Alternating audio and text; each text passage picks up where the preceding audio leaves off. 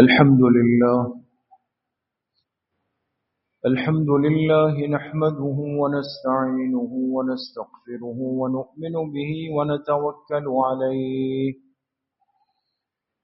ونعوذ بالله من شرور أنفسنا ومن سيئات أعمالنا من يهده الله فلا مضل له ومن يضلل فلا هادي له ونشهد أن لا إله إلا الله وحده لا شريك له ونشهد أن سيدنا وسندنا ونبينا ومولانا محمدا عبده ورسوله صلى الله تعالى عليه وعلى آله وأصحابه أجمعين أما بعد فأعوذ بالله من الشيطان الرجيم بسم الله الرحمن الرحيم هو الذي يريكم البرق خوفا وطمعا وينشئ السحاب الثقال وقال رسول الله صلى الله عليه وسلم من لزم الاستغفار جعل الله له من كل ضيق مخرجا ومن كل هم فرجا ورزقه من حيث لا يحتسب صدق الله وصدق رسوله النبي الكريم ونحن على ذلك لمن الشاهدين والشاكرين والحمد لله رب العالمين. درود شریف پڑھ لیں. اللهم صل على محمد وعلى آل محمد كما صليت على إبراهيم وعلى آل إبراهيم إنك حميد مجيد. اللهم بارك على محمد وعلى آل محمد كما باركت على إبراهيم وعلى آل إبراهيم إنك حميد مجيد. میرے محترم دوستو، بھائیوں اور بزرگوں، اللہ رب العزت کا بہت بڑا کرم اور احسان ہے کہ اس زندگی میں ایسی بہت ساری چیزیں، ایسے مناظر، ایسے معاملات اللہ پاک بندوں پہ ظاہر فرما دیتے ہیں کہ جس کی وجہ سے اس بندے کو آنے والی آخرت کی زندگی کا یقین ہو جاتا ہے. چونکہ دنیا کی زندگی ایک عارضی ہے، وقتی ہے. زندگی تو ہے، حیات تو ہے، اس میں کوئی شک نہیں، لیکن یہ حیات دنیا کی جو ہے یہ محدود ہے، مختصر ہے. اور سب سے بڑی بات یہ ہے کہ یہ حیات جو دنیا کی اللہ پاک نے دی ہے، اس کے اختتام کا بندے کو حتمی علم نہیں کہ کب یہ ختم ہو جائے. اور علم اس لیے نہیں دیا تاکہ یہ بندہ ہر وقت، ہر آن، ہر گھڑی آخرت کے لیے تیار رہے. تو اس دنیا کی زندگی حیات ضرور ہے، لیکن حیات ناقصہ ہے. اصل جو زندگی ہے جس کو حیات کاملہ کہیں گے، مکمل حیات، ابدی حیات، وہ زندگی کون سی ہے؟ وہ آخرت کی زندگی. وہ آخرت کی زندگی ہمیں بتائی گئی قرآن کریم میں، احادیث مبارکہ میں ہمیں بتائی گئی، بیان کی گئی. اس کی علامات، اس کی حقیقت، اس کی کیفیت، اس دن کے احوال، یہ سب بتائے گئے. لیکن وہ سماعی علم ہے، کان سے سنا ہوا. اور چونکہ انسان کے اندر ایک کمزوری یہ ہے کہ یہ ایک بات پہ اس وقت سب سے زیادہ مطمئن ہوتا ہے جب اسے عین الیقین ہو جائے، یعنی اپنی آنکھوں سے ایک چیز کو دیکھ لے تو تو اس کا اطمینان مکمل ہو جاتا ہے. اسی لیے اللہ پاک نے اس امت کی تعریف فرمائی الذین یؤمنون بالغیب. اس امت کی خصوصیت اور کمال یہ ہے کہ اس نے اس سماعی علم پر اتنا یقین کیا کہ اس یقین کے بغیر اس کا ایمان مکمل نہیں. لہذا ہر مسلمان صحیح العقیدہ مسلمان وہ یہ یقین رکھتا ہے کہ مرنے کے بعد بھی ایک زندگی ہے اور وہ زندگی ہمیشہ کی ہے اور اس میں یہ سارے مراحل پیش آنے ہیں. دیکھا کسی نے نہیں، صرف سنا ہے، لیکن چونکہ سنا اس ہستی سے ہے، اس ذات سے ہے، اس شخصیت سے ہے جو اس کائنات کی سب سے کامل و مکمل ہستی ہے، محبوب کائنات جناب رسول اللہ صلی اللہ علیہ وسلم کی.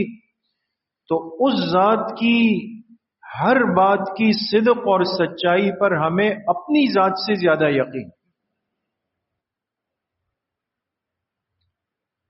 لیکن کبھی کبھی اللہ پاک اس بندے کو اس آخرت کی زندگی کی ایک جھلک دکھاتے ہیں، ایک منظر دکھاتے ہیں تاکہ اس کا یقین بڑھے بھی، اس کے دل میں خوف بھی پیدا ہو، اور یہ جس تیاری سے غفلت میں ہے اس تیاری کی طرف لوٹ کے آ جائے. اس وقت ہمارے ملک میں جو موسم کی صورتحال ہے ہم سب دیکھ رہے ہیں. بارش نہ ہو تو ہم تکلیف میں ہیں، اللہ سے مانگتے ہیں، پانی کم ہو رہا ہے، کنویں خشک ہو رہے ہیں، تکلیف ہو گئی. جو بارش ہوئی اور شروع ہوئی تو وہ بارش بجائے اس کے کہ انسان اس سے مطمئن ہو، منتفع ہو، اس سے فائدہ اٹھائے، اس سے خوش ہو، وہ بشکل عذاب ہے. اب یہ بڑی غور کرنے کی بات ہے دوست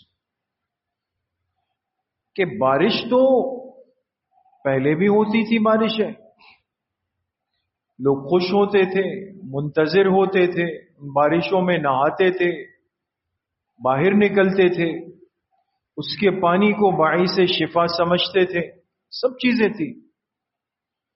لیکن اب اس بارش نے ایک ایسا انداز اور ایسا موڈ اختیار کر لیا ہے کہ جب وہ برستی ہے اور جب اس کی گرج چمک ہوتی ہے تو انسان کو ایک خوف لرز جاتا ہے، لگ جاتا ہے کہ پتہ نہیں اب کیا ہونے والا ہے.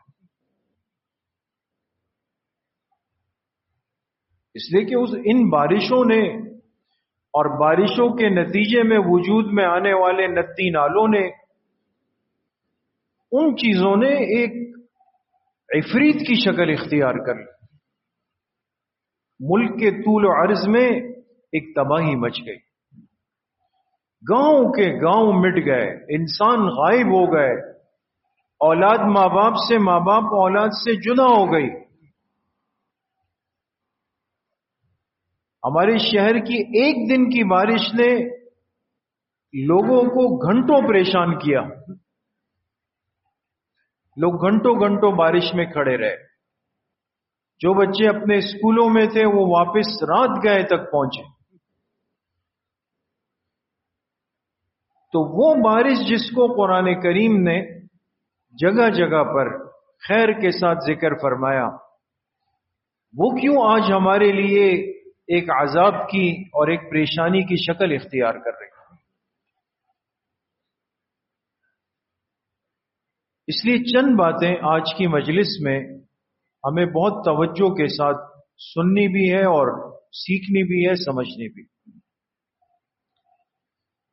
سب سے پہلی بات تو یہ ہے کہ اس موقع پر بحیثیت ایک مسلمان کے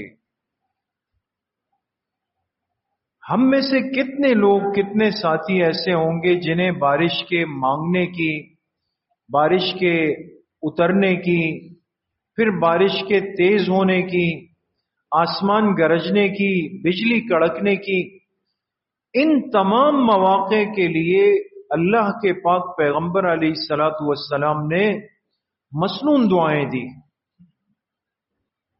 اور کیوں دی؟ تاکہ میری امت اس موقع پر یہ دعائیں مانگ کر اس پانی کو، آسمان سے آنے والی بارش کو اپنے لیے باعث خیر بنا دے. باقی تو سب کچھ ہے، لیکن ہمیں ان دعاؤں کا نہ صرف یہ کہ احساس نہیں ہے، توجہ بھی نہیں ہے. موطا امام مالک کے اندر جو حدیث کی بڑی کتاب ہے، اتنی بڑی کتاب ہے کہ جس کو عرب علماء کے ایک بڑے حصے نے کہا کہ یہ صحیح بخاری سے بھی اس کا درجہ بڑا ہے. موطا امام مالک میں روایت موجود ہے کہ جناب نبی کریم صلی اللہ علیہ وسلم نے فرمایا، جب آسمان گرجنے لگے تم اس دعا کو لازم پکڑو، سبحانک من یسبح الرعد بحمدہ والملائکۃ من خیفتہ. اب آسمان گرج رہا ہے، ڈر لگ گیا، پتہ نہیں کیا ہوگا، یہ مسنون دعا ہم پڑھ لیں گے. جب بجلی کڑکنے لگ جائے اور اس کڑک سے انسان کا دل لرزنے لگ جائے، سنن ترمذی میں روایت موجود ہے، آپ علیہ الصلوۃ والسلام نے فرمایا جب بجلی کی کڑک تم سننے لگو تو اللہ سے فوراً دعا مانگو، اللہم لا تقتلنا بغضبک ولا تہلکنا بعذابک وعافنا قبل ذلک. اس موقع کی بھی دعا دی. بارش جب شروع ہو جائے، وہ دعا تو بہت آسان ہے اور بہت سارے لوگ پڑھتے بھی ہیں. جب بارش کی بوندیں برسنے لگ جائے، اس موقع کی دعا کیا ہے؟ اللہم صیبا نافعا. جب بارش ہو کر ختم ہو جائے، موسم اچھا ہو جائے، پھر دعا کیا ہے؟ مطرنا بفضل اللہ ورحمتہ. جب بارش حد سے سوا ہو جائے، اس کی تباہ کاریاں بڑھ جائیں، اس سے نقصان ہونے لگ جائے، اس موقع کی دعا اللہم حوالینا ولا علینا، اللہم علی الآکام والآجام والضراب والأودیۃ ومنابت الشجر. دعا سکھائی. اب یہ 5 دعائیں دوستو امت کے پاس ہے. آسمان گرجنے لگے تو بھی سنت دعا ہے، بجلی کڑکنے لگے تو بھی سنت دعا ہے، بارش شروع ہو جائے تو بھی سنت دعا ہے، بارش برس کے تھم جائے تو بھی سنت دعا ہے، اور بارش شروع ہو کر حد سے تجاوز کرے اور نقصان دے اس کی بھی دعا ہے. تو کتنے مسلمان ہمارے شہر میں، ہمارے ملک میں ایسے ہیں کہ جنہوں نے ان دعاؤں کا اہتمام کیا ہوگا؟ ہم میں سے ہر ساتھی اپنے دل پہ ہاتھ رکھ لے اور پوچھ لے، ہمیں خود اندازہ ہو جائے گا. تو سب سے پہلی کمزوری تو یہاں ہو گئی نا دوستو، نقصان تو یہاں ہو گیا. ہم نے اس اہم موقع کے لیے جو دعائیں ہمیں دی گئی، ہمیں کوئی توجہ ہی نہیں، فکر ہی نہیں.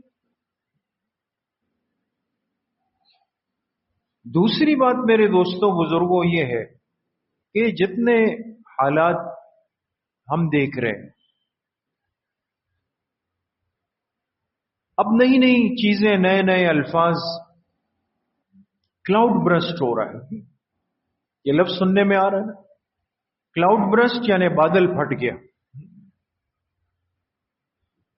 اب یہ لفظ نیا ایجاد ہے، ایک حقیقت ہے. بادل پھٹ گیا، اس کا پانی ایک دم، جو بارش آہستہ آہستہ آہستہ 5 گھنٹوں میں برسنی تھی، وہ 5 سیکنڈ میں اس کا پانی آ جائے، تباہی تو ہوگی. اب یہ جتنے الفاظ ہیں، لینڈ سلائیڈنگ ہو گئی جی، یہ بھی ہم سنتے ہیں. کیا مطلب؟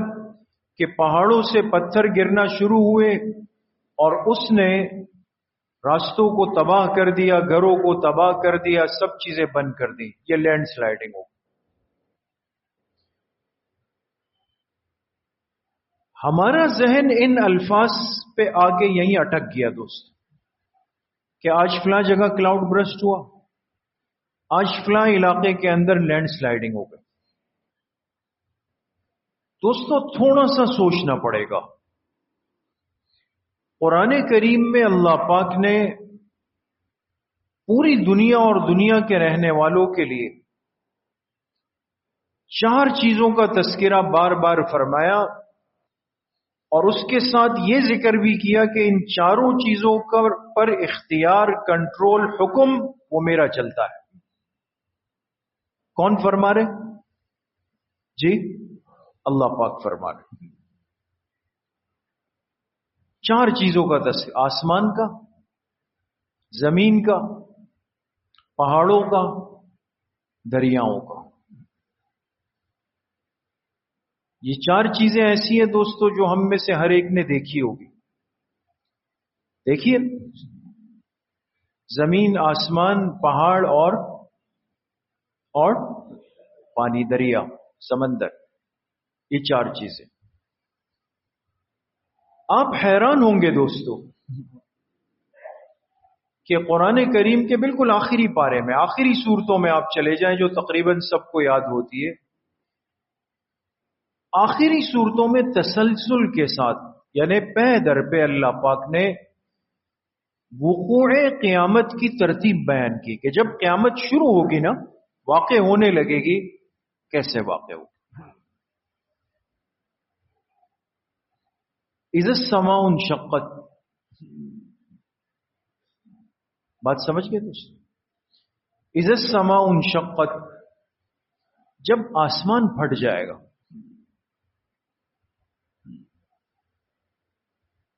وَإِذَا الْجِبَالُ سُيِّرَتْ، یہ دوسری آیت ہے، اس کے ساتھ نہیں ہے.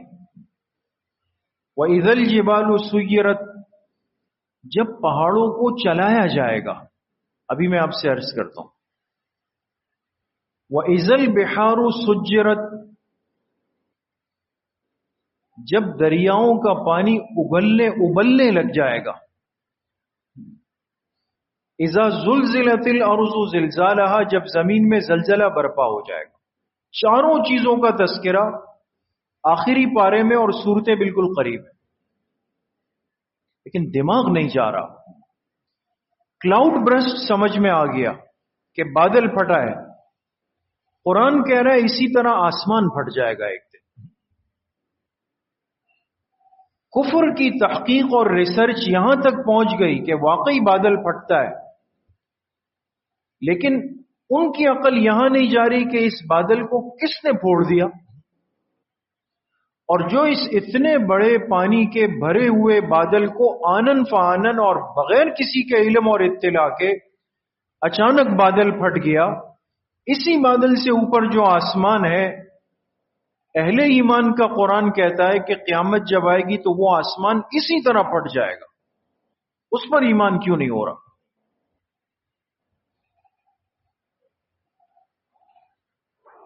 یہ تو سمجھ میں آ رہا ہے کہ ندی نالے بھپر گئے، اوور فلو ہو گیا، پانی بے قابو ہو گیا، اور جب بے قابو ہوا تو اس نے آ کے سب چیزیں اڑا دی، مٹا دی. قرآن کہتا ہے کہ جب قیامت قریب آئے گی، یہ سمندر ابل کے اس کا پانی پوری دنیا کو تباہ کر دے گا. یہ اسی کی شکل نہیں ہے دوستو. پہاڑوں سے اتنے بڑے پتھر، اسی جو حادثہ ابھی چند دن پہلے ہمارے ملک کے مختلف علاقوں میں ہوا، مجھے ایک عالم نے بتایا، بنیر کے ایک عالم نے، کہ ہمارے گاؤں کے اندر یہ جو سیلاب آیا تو گاؤں کے اطراف میں، بنیر کے اطراف میں بہت بڑے بڑے پہاڑ ہیں. ظاہر سی بات ہے، پہاڑوں کے اوپر جو چٹانیں آپ نے دیکھی ہوگی سفر وغیرہ میں، بڑی بڑی.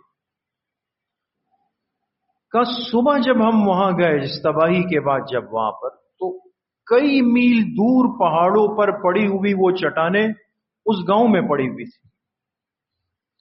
سوال یہ ہے کہ وہ چٹان جو ایک مستقل پہاڑ کی شکل میں، اس کو وہاں سے لے کر یہاں تک کون لے کر آیا ہے؟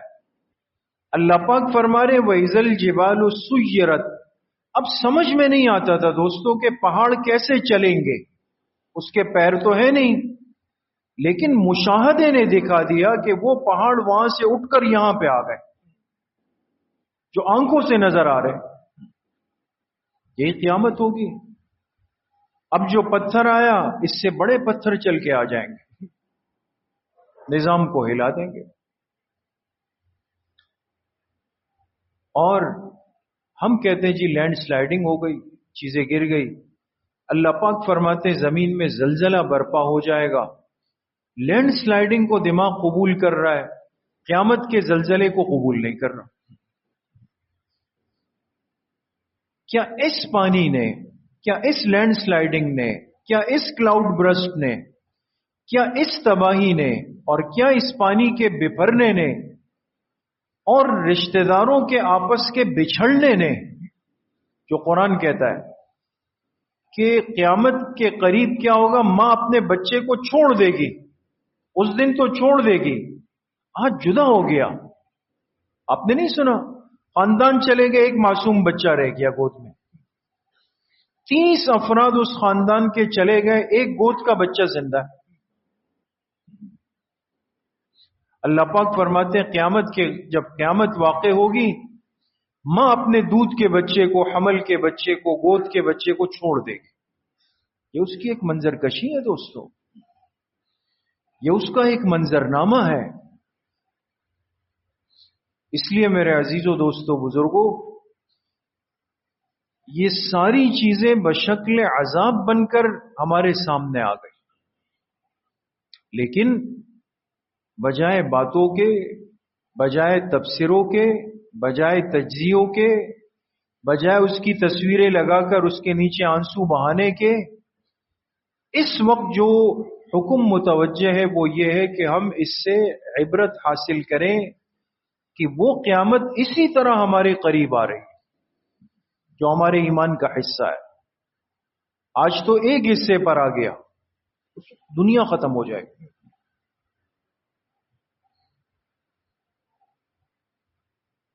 اب بھی اگر انسان کی عقل نہ جائے اور انسان توجہ نہ دے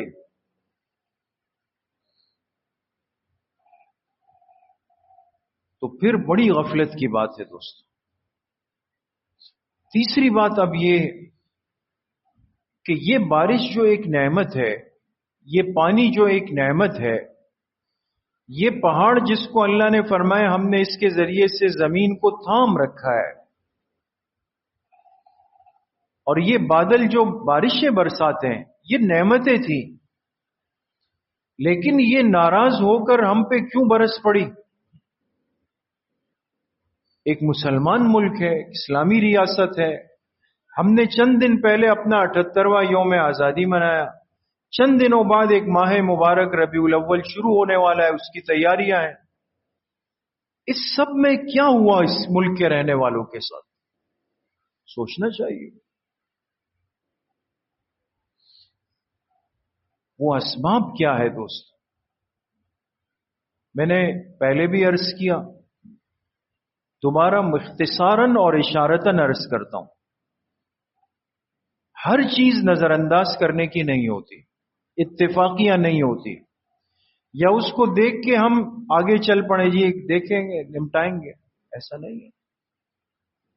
اللہ نے اس کائنات میں کچھ چیزوں کی بنیاد پر اپنے آخرت کے اور پکڑ کے فیصلے رکھے.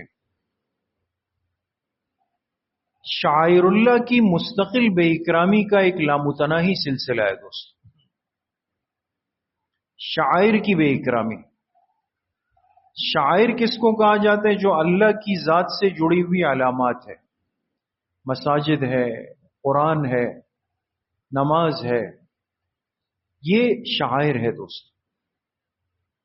اسلام کے نام پر حاصل ہونے والے ملک میں، بلکہ اس کے دارالحکومت میں، ایک مسجد کو زمین سے صفحہ ہستی سے مٹا دیا گیا.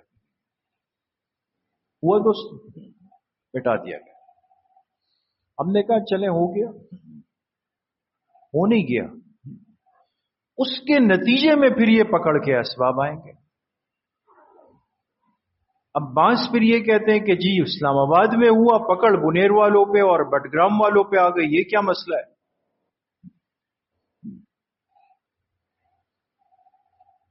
جس کا بی پی رہتا ہو نا دوستو، نمک زبان سے کھاتا ہے، دماغ کی رگ یہاں پھٹتی ہے دوستو، ہے نا؟ کوئی کہے بھئی زبان پہ کھائیں تو زبان خراب ہو جائے، یہاں کی رگ کیوں پھٹی؟ انسانی جسم کا نظام بتاتا ہے کہ نقصان کا راستہ الگ ہوتا ہے، استعمال کا راستہ الگ ہوتا ہے، پکڑ کی جگہ الگ ہوتی ہے. یہ اللہ کی حکمت ہوتی ہے. شاعر اللہ کی بے اکرامی. دوسرے نمبر پہ ہمارے ملک میں کچھ سالوں سے بتدریج بہت تیزی سے، جس کو ہم کئی دفعہ جمعے کے بیانات میں اس میں عرض کرتا ہوں اور آپ ساتھیوں سے عرض کرتا ہوں کہ ہمیں تھوڑا سا بیدار رہنا چاہیے.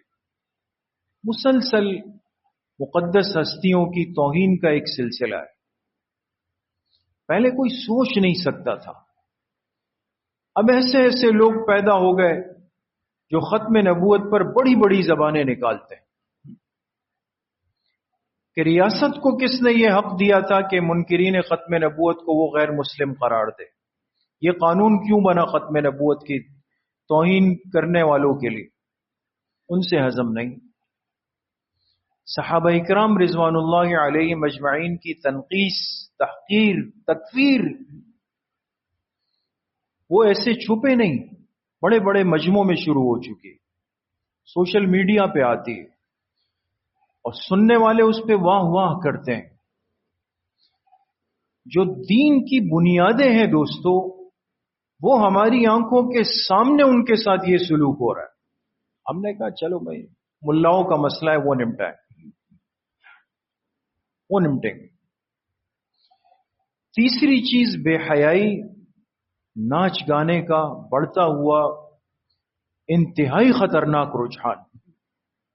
بے حیائی بے قابو ہو چکی ہے دوستو. یہاں تک وہ اقوام جن کے بے پردہ ہونے کا تصور نہیں ہو سکتا تھا کہ اس قوم کی عورتیں بھی کبھی بے پردہ ہوں گی، ان کی بچیاں بے پردہ ہو گئی، وہ گانے اور ڈانس میں آ گئی. ہمارے ملک کے مقتدر طبقے پر بیٹھے ہوئے لوگ وہ سٹیج پہ چڑھ کے ناچ رہے ہوتے ہیں. یوم آزادی کا جشن قوم کے سامنے منا رہے ہیں، جی ناچ کے منا رہے ہو. یہ اسلامی حکمران ہے دوست. اس بے حیائی کے یہ نتائج.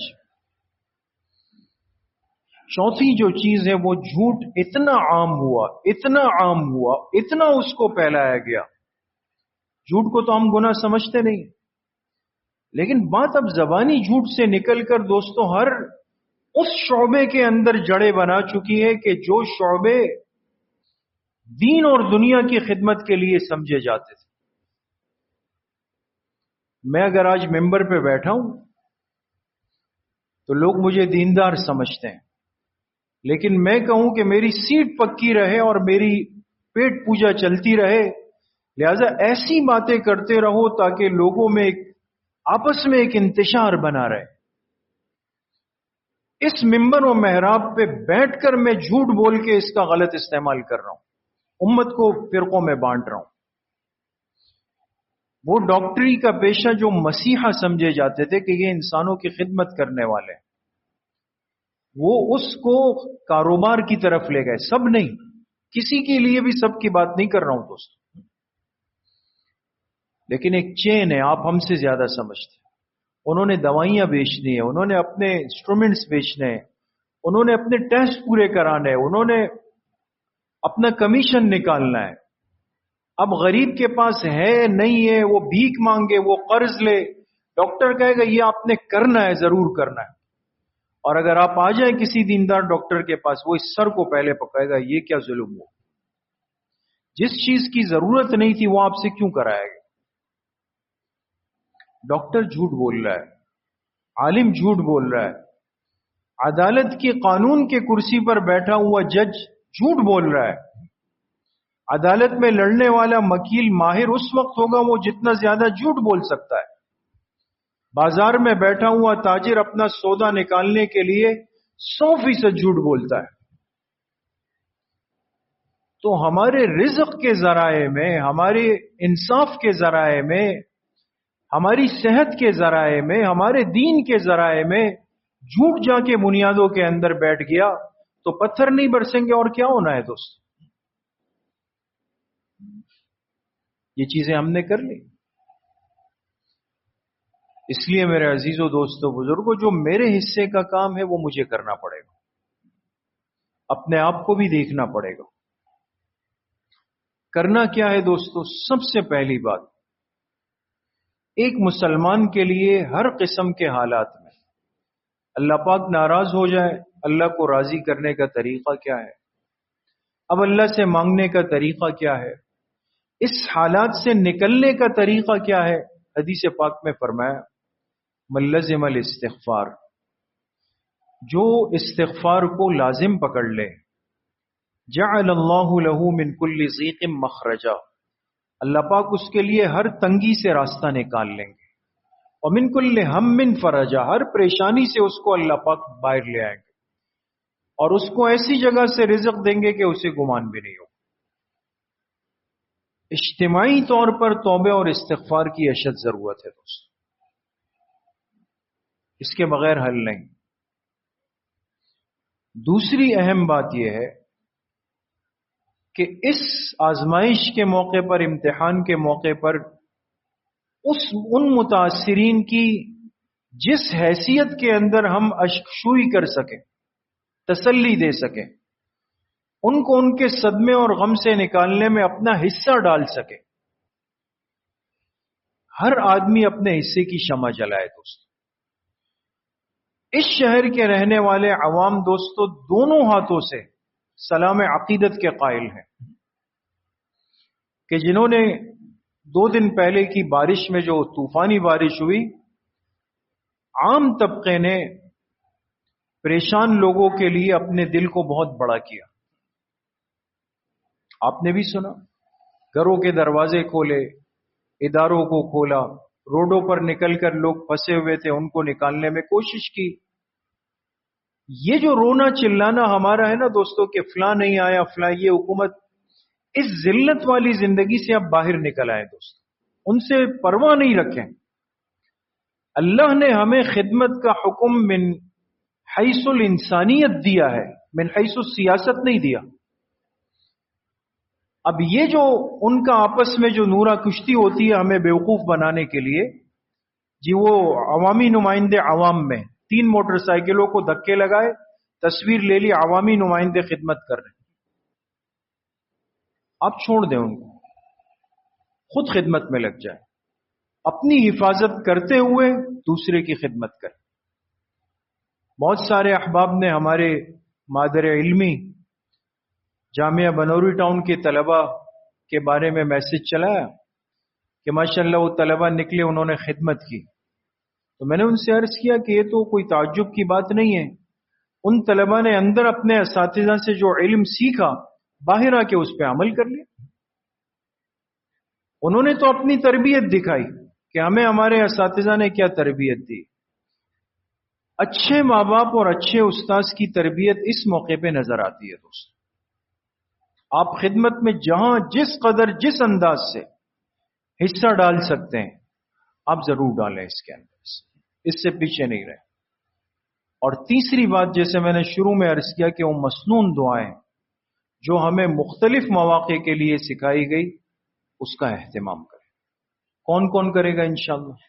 اللہ پاک مجھے بھی آپ سب کو صحیح عمل کی توفیق نصیب فرمائے. الحمدللہ رب العالمین والصلاة والسلام علی سید الانبیاء والمرسلین.